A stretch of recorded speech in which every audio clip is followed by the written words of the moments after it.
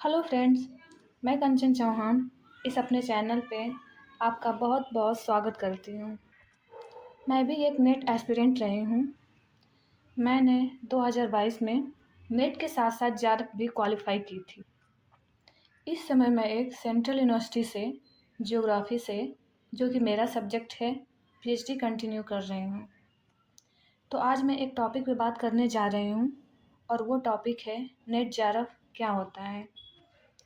इस एग्ज़ाम में बैठने के लिए क्या एलिजिबिलिटी क्राइटेरिया है, यानी एजुकेशनल क्वालिफ़िकेशन क्या होना चाहिए, एज लिमिट क्या होनी चाहिए, ये एग्ज़ाम कौन कंडक्ट करवाता है और ये एग्ज़ाम एक साल में कितनी बार आयोजित किया जाता है, इस एग्ज़ाम का एग्ज़ाम पैटर्न क्या होता है और एग्ज़ाम क्वालिफ़ाई करने के बाद हम इसके बाद क्या अपॉर्चुनिटी मिलती है, क्या हम करियर इसमें बना सकते हैं, उसके बाद हम क्या-क्या कर सकते हैं क्वालिफ़ाई करने के बाद।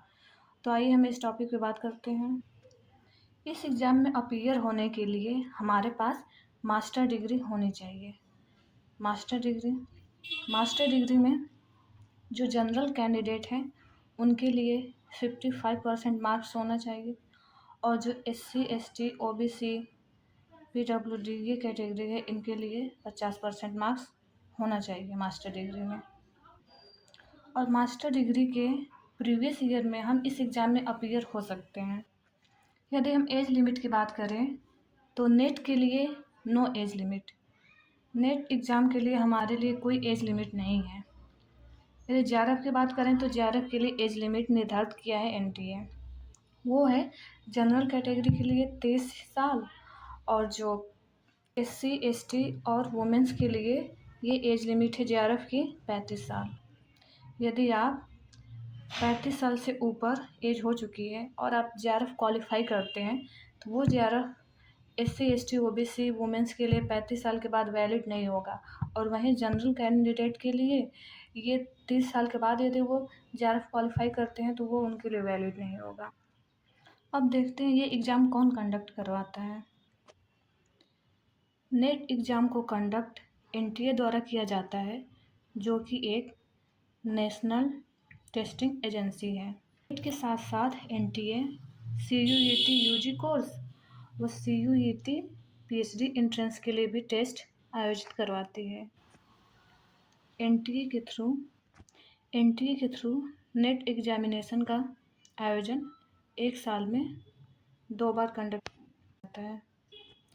यदि इसके एग्ज़ाम पैटर्न की बात करें तो जो एग्ज़ाम होता है ये सीबीटी मोड में होता है, अर्थात कंप्यूटर बेस्ड टेस्ट होता है और जो इसमें क्वेश्चन पूछे जाते हैं वो एमसीक्यू फॉर्म में पूछे जाते हैं, जिसमें एक क्वेश्चन रहता है, उसके 4 ऑप्शन रहते हैं, उस ऑप्शन में से हमें आंसर फाइंड करना रहता है। इस एग्ज़ाम में 2 पेपर होते हैं, एक होता है फर्स्ट पेपर और एक होता है सेकंड पेपर। दोनों को मिलाकर 3 घंटे का समय दिया जाता है। इस 3 घंटे में आप चाहें तो किसी पेपर से स्टार्ट कर सकते हैं, या तो चाहें तो फर्स्ट से स्टार्ट कर सकते हैं या चाहे तो सेकंड से स्टार्ट कर सकते हैं। तो पहले के लिए 1 घंटे और दूसरे के लिए 2 घंटे का टाइम ड्यूरेशन होता है और इस 3 घंटे में कोई गैप नहीं रहता है। ये 3 घंटे का जो पेपर होता है, दोनों पेपर लगातार 3 घंटे में फिर ख़त्म हो जाता है। पेपर में 50 क्वेश्चन पूछे जाते हैं और सेकंड पेपर में 100 क्वेश्चन पूछे जाते हैं। प्रत्येक क्वेश्चन 2 नंबर का होता है, तो इस तरह से जो फर्स्ट पेपर होता है ये 100 नंबर का होता है और जो सेकंड पेपर होता है, जो भी आपका सब्जेक्ट हो, तो वो होता है 200 नंबर का। वही समय है, समय फर्स्ट पेपर के लिए 1 घंटे का दिया जाता है, सेकंड के लिए 2 घंटे का दिया जाता है और क्वेश्चन वही एमसीक्यू फॉर्म में पूछे जाते हैं। इसमें ये ख़ास बात है कि ये नेगेटिव मार्किंग इसमें नहीं होता है। यदि आप क्वेश्चन कोई गलत भी करते हैं तो उसके लिए आपको कोई नंबर कट नहीं होगा, आपको 0 ही दिया जाएगा। तो इस एग्ज़ाम में ये एक प्लस पॉइंट देखने को मिलता है कि यहाँ पे नो नेगेटिव मार्किंग। तो अब हम ये देखते हैं कि ये एग्ज़ाम क्वालिफ़ाई करने के बाद हमारे पास क्या अपॉर्चुनिटी रहती है, क्या हम करियर बना सकते हैं। तो इस एग्ज़ाम को क्वालिफ़ाई करने के बाद हम पीएचडी में एडमिशन ले सकते हैं और यदि हम जूनियर रिसर्च फेलोशिप के लिए एलिजिबल हैं तो हर महीने हमें एक स्टाइफ़न मिलता रहेगा और ये स्टाइफ़न आपको 5 साल तक मिलता रहेगा, यदि उसके पहले आप अपनी पीएचडी सबमिट नहीं करते हैं तो। और नेट क्वालिफ़ाई करने के बाद आप और किसी प्राइवेट कॉलेज में लेक्चरर बन सकते हैं। इसके साथ साथ जो राजकीय विश्वविद्यालय या जो केंद्रीय विश्वविद्यालय हैं, वो जो असिस्टेंट प्रोफेसर के लिए वैकेंसी निकालती हैं, उस वैकेंसी के लिए भी आप एलिजिबल होते हैं। उस एग्ज़ाम को क्वालिफ़ाई कर आप असिस्टेंट प्रोफेसर भी बन सकते हैं।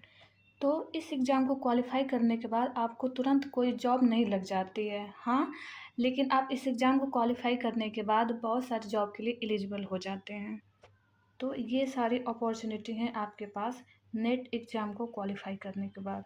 तो हम मिलते हैं नेक्स्ट वीडियो में फर्स्ट और सेकंड पेपर के सिलेबस के साथ। Thank you.